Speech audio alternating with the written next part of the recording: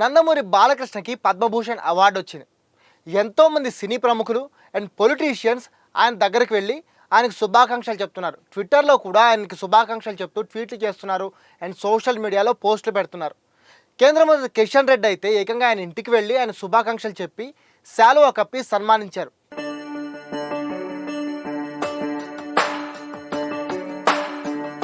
అయితే వీళ్ళందరికంటే ఇప్పుడు చాలా ఇంపార్టెంట్గా ఒక ఇష్యూ కనపడుతుంది. అదేంటంటే జూనియర్ ఎన్టీఆర్ బాలకృష్ణకి ట్విట్టర్లో శుభాకాంక్షలు చెప్పారు పద్మభూషణ్ అవార్డు వచ్చినందుకు. బాలాబాబాయ్ మీకు పద్మభూషణ్ అవార్డు వచ్చినందుకు శుభాకాంక్షలు అంటూ ఆయన ట్వీట్ చేశారు. ఈ ట్వీట్ ఇప్పుడు సోషల్ మీడియాలో అండ్ సినీ ఇండస్ట్రీలో హాట్ టాపిక్గా మారింది.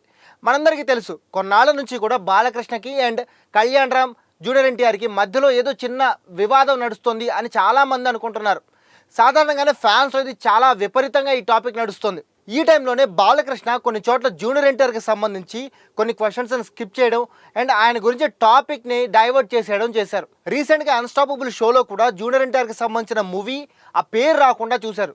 అండ్ ఆ తర్వాత ఎన్టీఆర్ వర్ధంతి టైంలో కూడా జూనియర్ ఎన్టీఆర్కి సంబంధించిన పోస్టర్లు అక్కడ ఉంటే వాడిని తీసేయమని చెప్తున్నట్టు ఒక వీడియో కూడా వైరల్ అవుతుంది.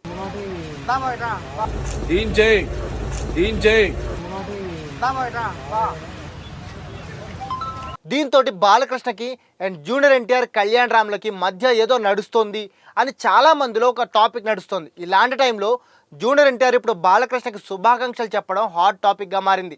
ఇదే టైంలో జూనియర్ ఎన్టీఆర్ కూడా దేవరా సినిమా సక్సెస్ మీట్లో స్టేజ్పై మాట్లాడుతూ మాకంతా హరినే ప్రతి ఒక్కటి చూసుకుంటాడు, ఎవరికి నచ్చినా నచ్చకపోయినా మాకంతా హరినే అని చెప్పి ఒక కామెంట్ చేశారు. ఈ కామెంట్ కూడా బాలకృష్ణన్ టార్గెట్ చేస్తూ చేశారు అని అప్పట్లో ఒక పెద్ద వివాదమే నడిచింది. నాకు కళ్యాణ్ అన్నకి మాకిద్దరికి స్ట్రెంగ్త్ హరి, ఇందులో ఎటువంటి ఢోకా ఉండదు. అయితే ఇదంతా జరుగుతున్న టైంలో జూనియర్ ఎన్టీఆర్ డైరెక్ట్ గా ఇప్పుడు బాలకృష్ణకి శుభాకాంక్షలు చెప్పడం ఇప్పుడు వైరల్ గా మారింది. అయితే ఇదంతా జరుగుతున్న టైంలో ఇప్పుడు జూనియర్ ఎన్టీఆర్ డైరెక్ట్ గా బాలకృష్ణకి ట్విట్టర్ వేదికగా శుభాకాంక్షలు చెప్పడంతో ఇప్పుడు ఈ టాపిక్ సినిమా ఇండస్ట్రీలో హాట్ టాపిక్ గా మారింది.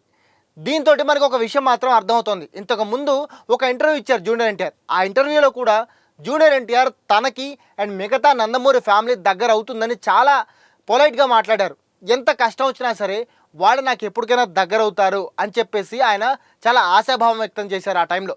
సో ఇప్పుడు కూడా జూనియర్ ఎన్టీఆర్ ఫస్ట్ స్టెప్ తీసుకున్నారు బాలకృష్ణని మళ్ళీ తనతో కలుపుకోవడానికి అండ్ బాలకృష్ణతో కలిసి ముందుకెళ్ళడానికి. మరి చూడాలి వీళ్ళిద్దరి మధ్య ఈ సిచ్యువేషన్ బాగుపడుతుందో లేకపోతే ఇంకెలాంటి టర్న్ తీసుకుంటుందో అనేది.